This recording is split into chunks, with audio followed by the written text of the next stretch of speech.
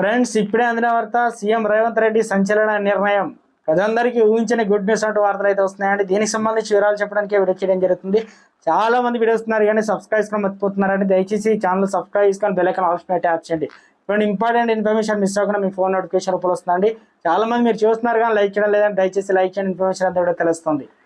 ప్రతి ఒక్కరికి సొంతిల్లు ఉండాలని కోరుకుంటారు. చాలా మంది పేదలు సొంతిల్లు లేక అనేక ఇబ్బందులు గురవుతుంటారు. ఈ క్రమంలో కేంద్ర రాష్ట్ర ప్రభుత్వాలు పేదల కోసం అనేక పథకాలు తీసుకొస్తున్నాయి. ఇలానే ఇల్లును సైతం పేదలకు ప్రజలు అందిస్తుంటారు. ఈ క్రమంలో తెలంగాణ రాష్ట్ర ప్రభుత్వం కూడా ఒక కీలక నిర్ణయం తీసుకుంది. ఇందిరమ్మ ఇండ్లు పథకంలో భాగంగా పేద ప్రజలకు రేవంత్ సర్కార్ శుభార్త చెప్పింది. మరి ఆ వివరాలు ఏంటనేది ఇప్పుడు చూద్దాం. ఎన్నికల ముందు కాంగ్రెస్ అనేక హామీలు ఇచ్చింది. తెలంగాణలో ఇల్లు లేని పేదలకు ఇంటి నిర్మాణానికి 5 లక్షల ఆర్థిక సాయం ఇస్తామని గతంలో రేవంత్ రెడ్డి ప్రకటించారు. ఇందిరమ్మ ఇల్లు స్కీమ్లో భాగంగా ఖాళీ స్థలాల్లో పేదల ఇళ్ల నిర్మాణానికి సాయం అందిస్తామని కాంగ్రెస్ ప్రభుత్వం కూడా వెల్లడించింది.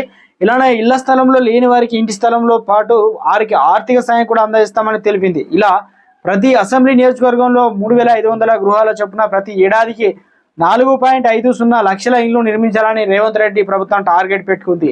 అలానే రాష్ట్ర రిజర్వ్ కోటా కింద 33,500 ఇండ్లను కేటాయించింది. తొలి ఏడాది ఇళ్ల నిర్మాణం కోసం 7,740 కోట్లు ఖర్చు చేసేందుకు ఇప్పటికే రాష్ట్ర బడ్జెట్లో నిధులు అయితే కేటాయించింది. ఇలా ఇళ్ల విషయంలో తెలంగాణ ప్రభుత్వం ప్రత్యేక దృష్టి సాధించింది. ఈ నేపథ్యంలోనే తాజాగా తెలంగాణ సర్కారు మరో కీలక నిర్ణయం తీసుకుంది. ఇళ్ల నిర్మాణాన్ని తొలి దశలో 3,000 కోట్లను రాష్ట్ర ప్రభుత్వం హామీతో రాష్ట్ర గృహ నిర్మాణ సంస్థ రుణం ఇచ్చేందుకు అడ్కో పచ్చజెండా ఊపిన సంగతి కూడా తెలిసిందే.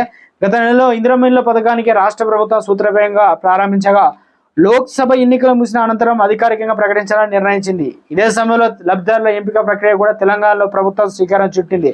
అందులో భాగంగా హడ్కో నుంచి రుణం తీసుకోవాలని నిర్ణయం ప్రతిపాదనలు పంపింది. ఇక ఆర్థిక సాయం అందించే విషయంలో కొన్ని కీలక విషయాలు పేర్కొంది.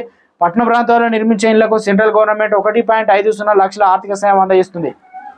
ఆ మొత్తాన్ని సమీకరించాలని రాష్ట్ర ప్రభుత్వం నిర్ణయించింది. ఈ పథకంలో అమలు కోసం సుమారు 5,000 కోట్ల రుణాలు అయితే తీసుకోబోతున్నట్లు పంపగా 3,000 కోట్ల రుణాలు మంజూరు చేసేందుకు అడ్కో ఒప్పుకుంది. ఈ నేపథ్యంలో తొలి దశలో 850 కోట్లతో ఈ మేరకు ఉత్తర్వులు జారీ చేసినట్లు ప్రభుత్వ వర్గాలు వెల్లడించాయి. నేపథ్యంలో గతంలో ప్రకటించిన ఇల్లు కట్టుకునే వారికి 5 లక్షలు వారి ఆర్థిక సాయం సర్కార్ అయితే చేయనున్నట్లు